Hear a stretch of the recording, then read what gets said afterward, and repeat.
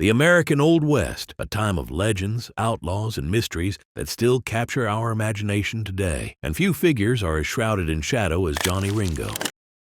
His life was marked by violence, but it's his death that remains one of the greatest unsolved puzzles of the Wild West. On a hot July day in 1882, Johnny Ringo was found lifeless, a single gunshot wound to his head. The official verdict: he took his own life. But was it that simple? Or was this notorious gunman the victim of a hidden killer, his final moments staged to cover up the truth? The clues left behind in that lonely canyon are chilling. They hint at something far darker than a man giving in to despair. Stick with us as we dig into the untold secrets and peculiar clues surrounding Johnny Ringo's final hours. Did he meet his end by his own hand, or was he murdered? If you enjoy exploring the hidden corners of Old West history, make sure you hit that like button, subscribe to our channel, and ring that notification bell so you don't miss our next journey into the past. Before we delve into the mystery of his death, let's understand the man himself. John Peters Ringo, born in Indiana in 1850, wasn't born an outlaw, but violence found him early. At just 14, he witnessed a horrifying accident. While crossing the plains, his father,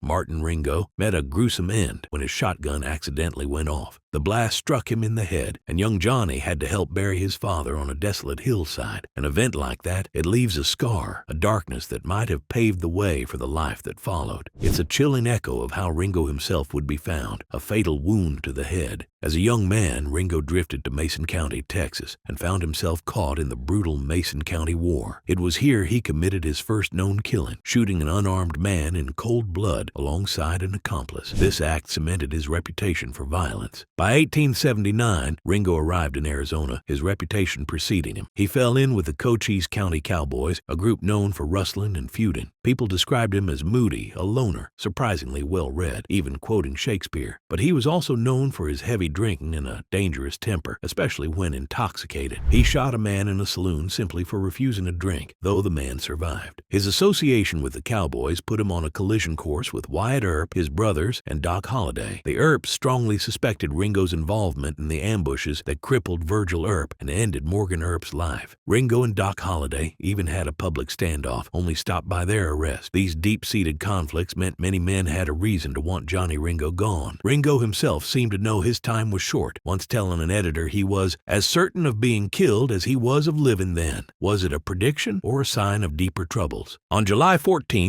1882, a teamster named James Yost made a grim discovery in Turkey Creek Canyon. His dog led him to a cluster of 5 large oak trees. There, seated against one of the trees, was the body of Johnny Ringo. A single gunshot wound had entered his right temple and exited the back of his head. His Colt .45 revolver was in his right hand, 1 round spent, 5 remaining. A coroner's inquest quickly ruled that he had ended his own life. This seemed to align with reports that Ringo had been drinking heavily, seemed despondent, and had even threatened to end things before. Deputy Sheriff Billy Breckenridge saw him shortly before, describing him as very drunk, reeling in the saddle. Even decades later, a member of the coroner's jury stood by the verdict. But the scene held secrets that didn't quite fit the official story. These are the chilling clues that have kept the debate raging for over a century. First, there was the wound on his head. The coroner's report itself noted something bizarre. A knife cut found at the base of his scalp, as if someone had cut it with a knife. Other accounts say a piece of his scalp was missing, cut away. This doesn't sound like a man ending his own life. Could it have been a gruesome trophy taken by a killer? Some suggest animals, but the coroner said cut with a knife. It's a detail that screams foul play. Then there were his feet. Ringo was found barefoot, but his feet weren't bare. They were carefully wrapped in strips of cloth torn from his undershirt. His boots were found days later, tied to his horse, 2 miles away. Why wrap his feet? The theory goes his horse bolted, he took off his boots, wrapped his feet, and walked to his end. But the coroner noted he'd clearly not traveled far in those wrappings, and crucially, some sources say it had rained, the ground was muddy, yet the wrappings were clean. If he didn't walk in them, why were they there? Unless someone else put them there. More oddities. Ringo wore 2 cartridge belts. The one for his revolver was buckled on, upside down. Was he so drunk and distressed he made such a mistake? Or did a killer, perhaps in a hurry or as an insult, put it on him incorrectly after the fact? And what about the gun found in his hand, a key piece of evidence for the official ruling? But some wonder how a pistol would end up neatly in his lap, as one account described it, after such a shot. It sounds more like careful placement than a natural fall. There were also claims of no powder burns on his temple, suggesting he was shot from a distance, though the body's decomposed state makes this hard to confirm. His horse, found miles away, still saddled, boots tied to it. Did it bolt, or did someone ride it away? And his Winchester rifle, fully loaded, resting against the tree. If he was determined to end things, why not use the easier, surer rifle? Any one of these clues might be explained away, but together, the scalp wound, the clean wrappings, the upside-down belt, the missing horse, the unused rifle, they create a powerful cloud of doubt over the official story. They strongly suggest that Johnny Ringo didn't die alone. If it wasn't his own doing,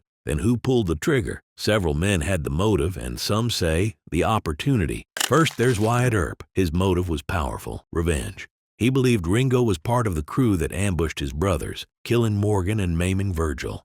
Wyatt was on a vendetta ride, hunting down those responsible. He even claimed, later in life, to have killed Ringo himself. But his stories were inconsistent. He reportedly recanted the claim, and a key book supporting this theory has been widely discredited as a hoax. While the motive is undeniable, the evidence is shaky at best. What about Doc Holliday, Ringo's bitter enemy, Wyatt Earp's loyal friend? Their public confrontations were legendary. The movie Tombstone famously depicts Doc as Ringo's killer, cementing the idea in many minds. But history tells a different story. Doc Holliday had a strong alibi. Court records and newspapers place him hundreds of miles away in Colorado, facing charges around the time Ringo passed. Traveling that distance and back in 1882 would have been nearly impossible. Plus, there was still a warrant out for him in Arizona. It's unlikely he would have risked returning. The dramatic duel likely belongs to Hollywood, not history. Then we have Frank Buckskin Leslie. A known killer, especially when drunk, Leslie was reportedly seen following Ringo shortly before his death. Some believed Leslie killed Ringo to gain favor, or maybe a drunken argument turned deadly.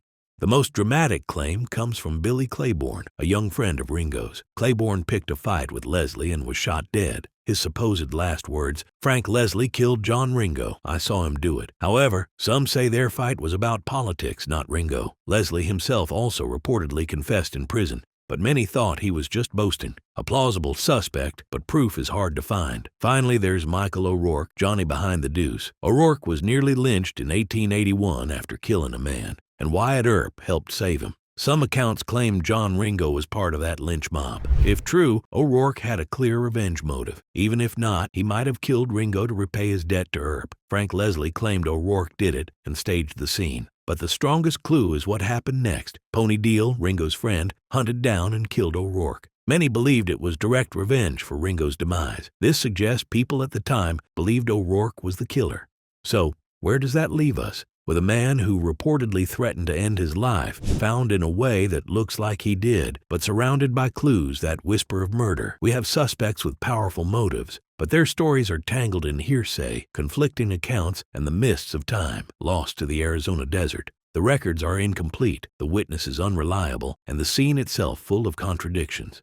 What remains are the chilling clues: the knife cut on his scalp, the strangely wrapped feet, the dying accusation against Buckskin Leslie, and the web of feuds and violence that defined Ringo's world. It is this enduring mystery, these untold secrets, that keep the legend of Johnny Ringo alive. He wasn't just another outlaw. He was a man whose end became as enigmatic as his life. What do you think happened in Turkey Creek Canyon? Did Johnny Ringo's demons finally catch up with him, or did an enemy deliver a final, fatal blow? Let us know your theory in the comments below. And if you enjoyed this dive into Old West history, don't forget to like this video, subscribe, and hit the bell for more stories from the past. Thanks for watching.